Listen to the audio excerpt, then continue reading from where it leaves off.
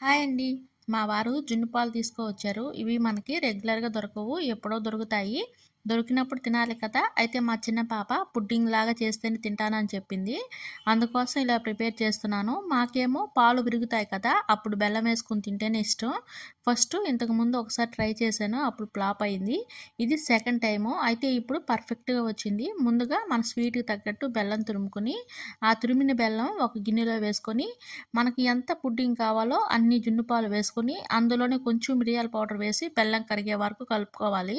బెల్లం కరిగాక ఒకసారి వడకట్టుకోవాలి. మీకు ఇష్టం ఉంటే యాలక్కాయ పౌడర్ వేసుకోండి. మాకైతే ఇష్టం ఉండదు, అందుకే వేయలేదు.